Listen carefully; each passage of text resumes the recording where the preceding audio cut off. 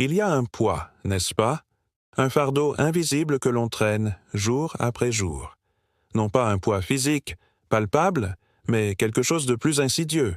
Le poids des attentes, des déceptions, des frustrations qui s'accumulent comme des sédiments au fond d'un lac. On a beau essayer de les ignorer, de les enfouir sous des couches de distraction, ils sont toujours là, prêts à ressurgir à la moindre secousse. Vous connaissez ce sentiment, cette impression que le monde extérieur, avec ses exigences incessantes, ses critiques acerbes et ses injustices flagrantes, cherche constamment à vous déstabiliser. Ce sentiment que vous devez constamment vous battre, prouver votre valeur, justifier vos choix. Et parfois, malgré tous vos efforts, vous avez l'impression de perdre du terrain. Ce n'est pas une faiblesse, c'est la condition humaine. Nous sommes, tous, à un moment ou à un autre, confrontés à cette lutte intérieure. La lutte entre ce que nous voudrions contrôler et ce que nous ne pouvons pas contrôler. La lutte entre nos aspirations et la réalité. La lutte entre notre désir de bonheur et la souffrance inévitable qui fait partie de la vie. Mais imaginez un instant, si vous le voulez bien, un homme comme vous, comme moi. Un homme qui, lui aussi, a connu ses luttes, ses doutes, ses moments de désespoir.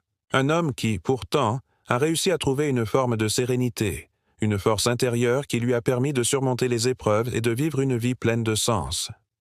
Cet homme, ce n'est pas un héros de légende, un surhomme doté de pouvoir. Extraordinaire. C'est simplement un homme qui a appris à maîtriser son esprit, à accepter ce qu'il ne peut pas changer et à se concentrer sur ce qu'il peut contrôler. Un homme qui a découvert la puissance de la vertu, la sagesse de la philosophie stoïcienne. Ce n'est pas une solution miracle, une formule magique qui effacera tous vos problèmes d'un coup de baguette.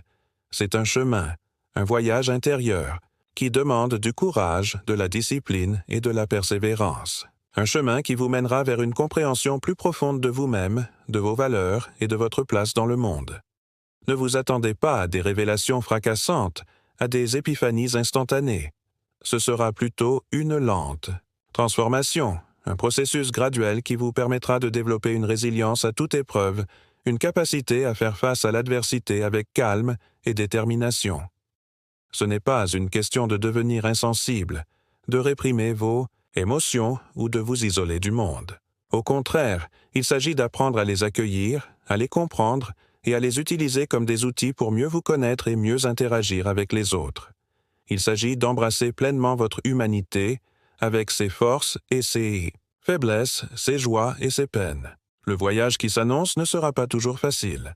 Il y aura des moments de doute, de découragement, où vous aurez envie d'abandonner. Mais souvenez-vous de cet homme, de sa force intérieure, de sa capacité à surmonter les obstacles. Souvenez-vous que vous aussi, vous avez cette force en vous. Il suffit de la trouver, de la cultiver et de la laisser vous guider. Ce voyage commence maintenant. Considérez à présent la façon dont cela s'applique lorsque vous êtes confronté à l'inévitable critique. Non pas la critique constructive, celle qui vise à vous améliorer, mais la critique gratuite, celle qui émane de l'envie, de la jalousie ou simplement de la méchanceté, celle qui cherche à vous déstabiliser, à vous rabaisser, à vous faire douter de vous-même.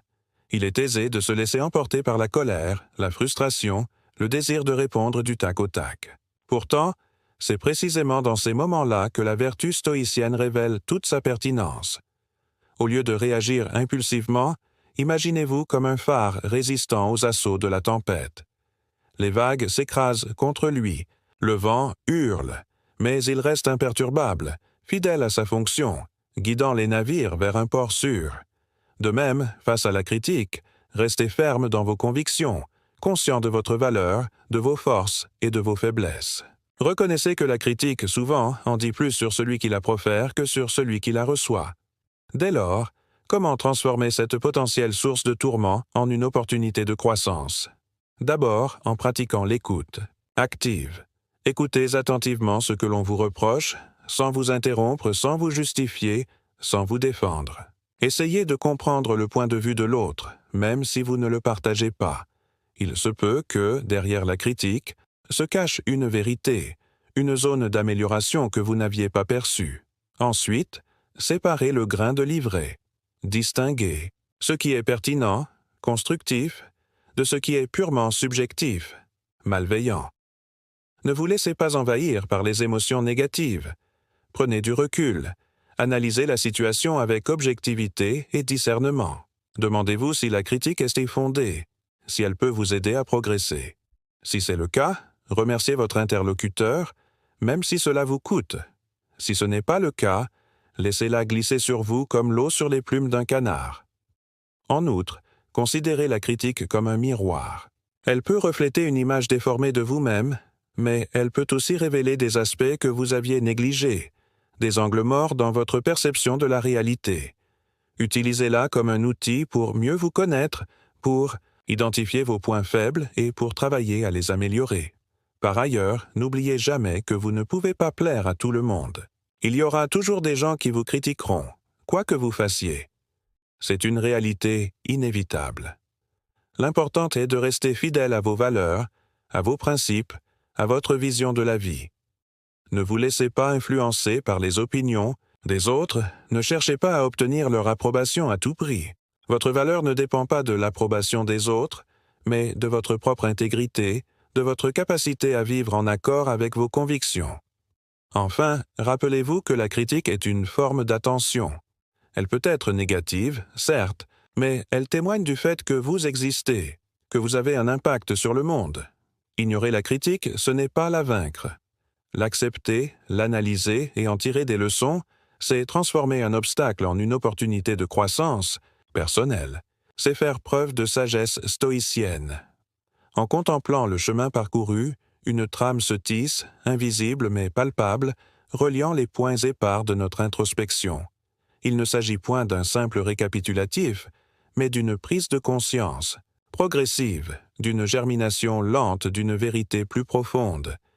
Imaginez un tisserand, assemblant avec patience des fils de couleurs et de textures variées. Chaque fil représente une expérience, une émotion, une réflexion. Pris isolément, il semble disparate, sans lien apparent. Mais sous la main experte du tisserand, ils se transforment en une étoffe riche et complexe, révélant un motif insoupçonné.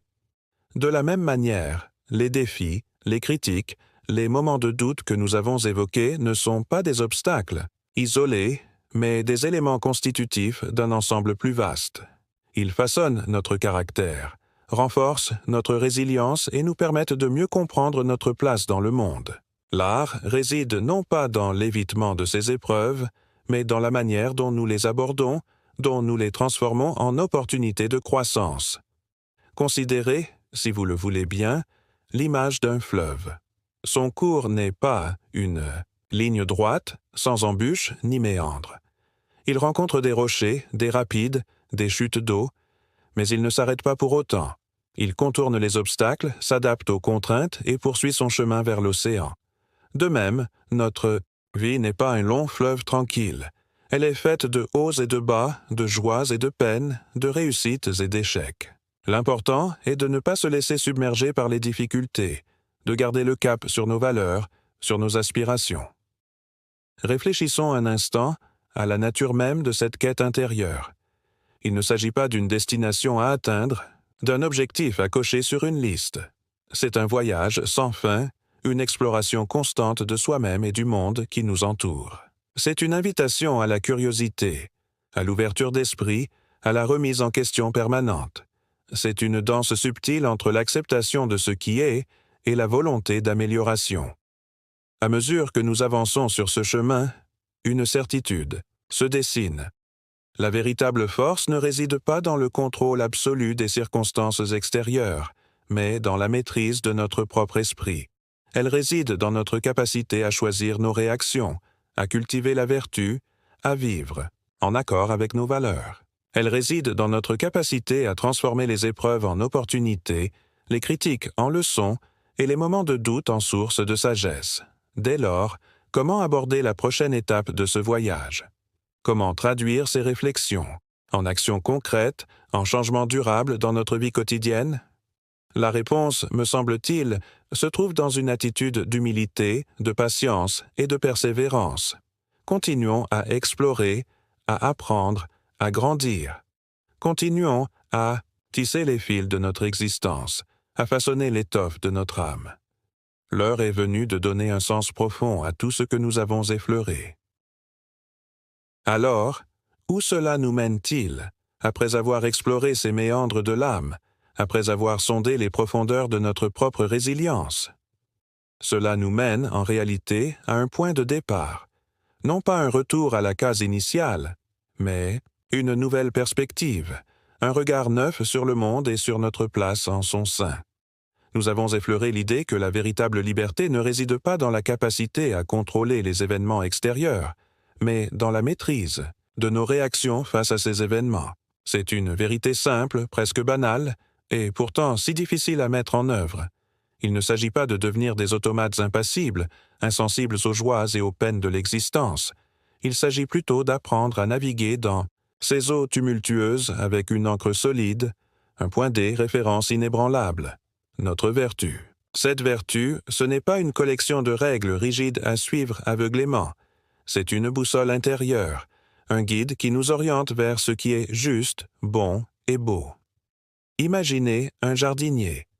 Il ne peut pas empêcher la pluie de tomber, le soleil de brûler, les mauvaises herbes de pousser, mais il peut choisir les graines qu'il sème, la façon dont il arrose ses plantes, la manière dont il protège son jardin des éléments. De même, nous ne pouvons pas contrôler tous les aspects de notre vie, mais nous pouvons choisir nos pensées, nos actions, nos attitudes. Nous pouvons cultiver notre propre jardin intérieur en semant les graines de la sagesse, de la compassion et du courage. La pratique véritable commence maintenant. Elle commence par une respiration profonde, par un moment de silence, par une prise de conscience de l'instant présent. Elle commence par un sourire à un inconnu, par un acte de gentillesse désintéressé, par une parole de réconfort à un ami en difficulté. Elle commence par une remise en question de nos propres préjugés, par une ouverture à la différence, par une volonté de comprendre l'autre. Il n'y a pas de formule magique, pas de raccourci vers la sagesse. C'est un cheminement personnel, unique à chacun, mais il y a une chose que nous pouvons tous partager, la conviction que nous avons le pouvoir de changer notre vie, de devenir la meilleure version de nous-mêmes. Ce pouvoir ne réside pas dans la force physique, dans la richesse matérielle ou dans la reconnaissance sociale. Il réside dans la force de notre esprit, dans la clarté de notre vision et dans la fermeté de notre engagement envers nos valeurs. Alors, que votre chemin soit semé d'embûches ou de roses, souvenez-vous de cet homme, de ce phare, de ce jardinier.